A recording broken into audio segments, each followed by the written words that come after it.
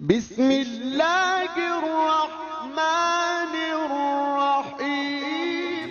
آج جو جوانوں کے سامنے ہے، ایک موبائل ہے مثلا، ایک ٹی وی ہے، انٹرنیٹ ہے، تو اس میں ہزاروں قسم کے شیطانی گمراہ کرنے والے حربے ہیں۔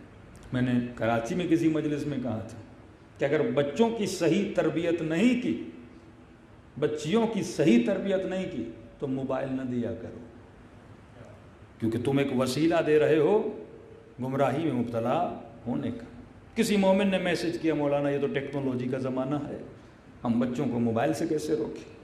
تو آپ کے بیان سے یہ تاثر مل رہا ہے کہ آپ ٹیکنالوجی کے اینٹی ہیں۔ میں نے کہا ٹیکنالوجی کی مخالفت کسی نے نہیں کی۔ موبائل سے میری مراد ٹیبلٹ نہیں ہے، موبائل میں ہوتا ہے سم۔ ہر اس چیز سے اپنے بچے اور بچی کو بچاؤ جس میں کوئی ایسا سوراخ پیدا ہو جائے کہ جس میں کوئی نامحرم داخل ہو جائے۔ میں اس لیے یہ باتیں کرتا ہوں کیونکہ میرے پاس میسج آتے ہیں، فون کالز آتے ہیں، شادی شدہ لوگوں کے گھر اجڑ گئے، شادی شدہ لوگوں کے گھر اجڑ گئے ایک میسج کی وجہ سے، ایک کال کی وجہ سے، کیونکہ تربیت اس خاتون کی نہیں ہے، اس بچے کی صحیح تربیت نہیں ہے، اور ہر جگہ شیطانی حربے ہیں، ہر جگہ شیطانی حربے ہیں۔ تو جب تک میں صحیح تربیت نہیں کر پاتا، ہاں ٹولز یوز کرو، کمپیوٹر دو، لیپ ٹاپ دو، لیکن ایسی چیز جہاں سے کوئی کنیکشن پیدا ہو جائے، اس کا ذریعہ سم کارڈ ہوتا ہے، اس کا ذریعہ واٹس ایپ ہوتا ہے، اس کے ذرائع بہت ہوتے ہیں۔ یا اپنے بچوں کی تربیت کرو۔ پرائیویسی کا کانسیپٹ ہے نا، ویسٹرن کانسیپٹ، کہ باپ اگر بچے کے کمرے میں بھی جائے نوک کر کے جائے، اور اگر ایسے چلا جائے تو بابا آپ نے میری پرائیویسی خراب کر دی، میری اجازت کے بغیر آپ نے میرا لیپ ٹاپ کیسے کھولا، آپ میری پرائیویسی کے اندر ان ہو گئے، آپ میرے موبائل کے اندر ان ہو گئے۔ اس کا مطلب اس گھر میں ولایت نہیں ہے۔ امیر المؤمنین کی اگر مجھ پر ولایت ہے تو میری اجازت کے بغیر وہ میرے مال کو بھی مصرف کر سکتے ہیں، میری اجازت کے بغیر میری بیوی کو طلاق بھی دلوا سکتے ہیں، میری اجازت کے بغیر میرے بچوں کے مالک بھی۔ اسی طرح باپ کی ولایت بچے پر ہے۔ اسلام کہتا ہے والد اپنے بیٹے کی زندگی میں 100% انوالو رہے، اس کی وجہ ہے مثلا جو ویسٹرن کلچر تھا کہ جس میں بچے شادی کرنے کے بعد ویسٹرن ورلڈ میں اپنے والدین سے سیپریٹ ہو جاتے ہیں، ویسٹرن کلچر ہے۔ اسلامی کلچر یہ تھا کہ جوائنٹ سسٹم میں رہو، ہاں مسائل ہوتے ہیں لیکن مسائل کا حل یہ نہیں کہ تم جدا ہو جاؤ، مسائل اس لیے ہوتے ہیں کیونکہ اس گھر میں تربیت نہیں ہے۔ نہ ساس کو پتا ہے بہو کے ساتھ اخلاق کیا کرنا ہے، نہ بہو کو پتا ہے کہ مجھے اپنی ساس کے ساتھ، نہ بیٹے کو پتا ہے کہ ماں کا حق کیا ہے اور بیوی کا حق کیا ہے، تو ان دونوں میں کنفیوز ہو جاتا ہے۔ اس کی صحیح اب تربیت نہیں ہے تو اس کا حل یہ تو نہیں کہ تم گھروں کو اجاڑ کے الگ ہو جاؤ اپنے والدین کے ساتھ۔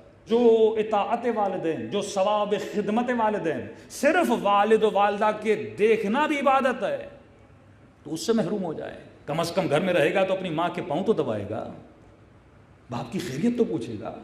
لیکن وہ ویسٹرن کلچر جو مسلم سوسائٹی میں ہو گیا کہ ان کے بوڑھے ماں باپ آپ دیکھیں اولڈ ہاؤسز میں رہتے ہیں، ڈپریشن کا شکار، کینسر کے شکار ہو جاتے ہیں، پوری زندگی ان کی تباہ و برباد، اب خسرت دنیا والآخرہ ہو جاتا ہے۔ اور یہی کلچر ہماری سوسائٹیز میں، ہماری پرائیویسی خراب ہو رہی ہے۔ تو پہلے کیا ہوتا تھا کہ جو بچیاں شادیاں کرتی تھی، ظاہر ہے اب ایک بچی نے شادی کی، پریگننٹ ہو گئی، اب اسے تجربہ تو نہیں ہے نا کہ بچہ پیدا ہوتا ہے، بچے کی بیماری کیا ہوتی ہے، ہاں اس کا علاج کیا ہے، تو فوراً گھبرا جاتے ہیں اس ڈاکٹر کے پاس، اس ڈاکٹر کے پاس، اور ایک خاتون کا دوسرا بچہ مر گیا۔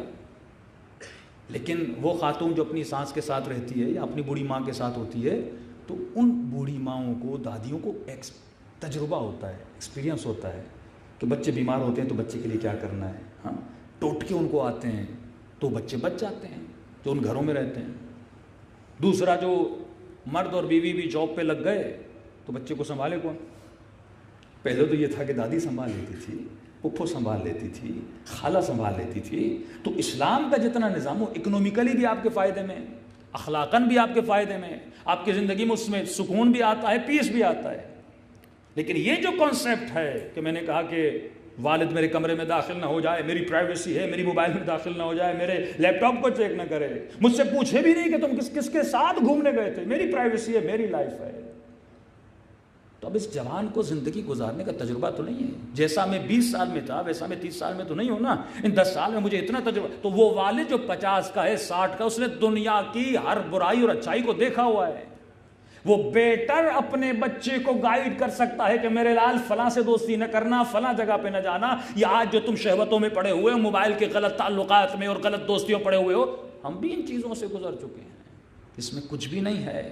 تمہاری زندگی تب یہ وقتی مزہ ہے. تو اگر اچھا گائیڈ کرے, مولا فرماتے ہیں عقل مند انسان وہ ہے جو دوسروں کے تجربے سے فائدہ لیتا ہے. بھائی ایک راستہ ہے جس میں کھڈے ہیں, میں آپ کو بتا رہا ہوں اس راستے میں کھڈا ہے. عقل کا تقاضا کیا, آپ میری بات کو سنو نا. لیکن جو بے وقوف کہتے ہیں میں جا کر دیکھوں گا کھڈا ہے تو کتنا گہرا ہے. بھائی دیکھنے سے کیا ہوگا, تمہاری زندگی تباہ و برباد ہو جائے گی. تو اگر والد اور والدہ اس بیٹی اور بیٹے کی زندگی میں انوالو نہ ہوں تو ان کی زندگیاں تباہ و برباد ہو جاتی ہیں. ہم نے آزادی کے نام پہ, فریڈم کے نام پہ اپنے بچوں کو چھوٹ دی ہوئی ہے, تو ان بچوں کی دنیا بھی تباہ ہوتی ہے, ان بچوں کی آخرت. اور ان بچوں کو سمجھائیے, ڈانٹیے مت, مثالیں دے کر سمجھائیے. انشاءاللہ اگلی مجالس میں آئے گا.